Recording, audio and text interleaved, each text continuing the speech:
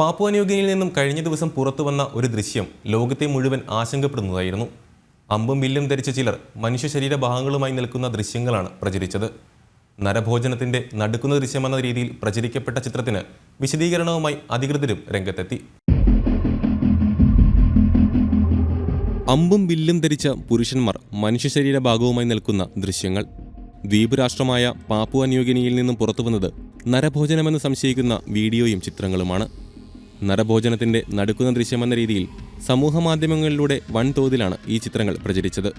ഇതുമായി ബന്ധപ്പെട്ട് രാജ്യത്തെ ഏറ്റവും പ്രചാരമുള്ള ദിനപത്രമായ പാപ്പുവ ന്യൂഗിനി പോസ്റ്റ് പ്രസിദ്ധീകരിച്ച ചിത്രവും സമൂഹമാധ്യമങ്ങളിൽ വ്യാപകമായി പ്രചരിക്കുകയും കടുത്ത ആശങ്കയ്ക്കും പ്രതിഷേധത്തിനും ഇടയാക്കുകയും ചെയ്തു. അന്താരാഷ്ട്ര മാധ്യമങ്ങൾ ഉൾപ്പെടെ വാർത്ത റിപ്പോർട്ട് ചെയ്തു. അമ്പും വില്ലും ധരിച്ച പുരുഷ സംഘം വികൃതമാക്കിയ മനുഷ്യശരീര ഭാഗങ്ങൾ ഉയർത്തിപ്പിടിച്ച ചിത്രങ്ങളാണ് പ്രസിദ്ധീകരിച്ചത്. സംഭവത്തിന് പിന്നിൽ നരഭോജനമെന്ന് സംശയിക്കുന്നതായി പിന്നീട് നടന്ന ചർച്ചകളിൽ ഉയർന്നുവന്നു. സംഭവം സമൂഹമാധ്യമങ്ങളിൽ വ്യാപക ചർച്ചയായതോടെ വിശദീകരണവുമായി രാജ്യത്തെ പോലീസ് വകുപ്പ് മന്ത്രി രംഗത്തെത്തി. സഹോദരങ്ങളായ രണ്ടുപേർ തമ്മിലുണ്ടായ സംഘർഷത്തെ തുടർന്നുണ്ടായ ചിത്രമാണ് വ്യാപകമായി പ്രചരിക്കപ്പെട്ടതെന്ന് മന്ത്രി വിശദീകരിച്ചത്.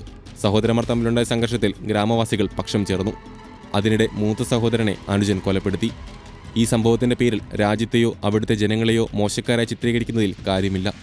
ഇത്തരം കിരാത നടപടികൾ സമൂഹത്തിന് തന്നെ ഭീഷണി ഉയർത്തുന്നതും രാജ്യത്തിന്റെ മൂല്യബോധത്തിന് വെല്ലുവിളി ഉയർത്തുന്നതുമാണ്. മനുഷ്യരഹിതമായ പ്രവൃത്തി ഒരു തരത്തിലും പൊറുക്കാനാകാത്തതാണ്, മന്ത്രി പ്രതികരിച്ചു. ഒരാൾ കൊല്ലപ്പെട്ടുവെന്നത് വാസ്തവമാണെങ്കിലും സമൂഹമാധ്യമങ്ങളിൽ വ്യാപകമായി പ്രചരിക്കുന്ന വീഡിയോ 1 മാസം മുൻപുള്ളതാണെന്ന് റിപ്പോർട്ടിൽ പറയുന്നു.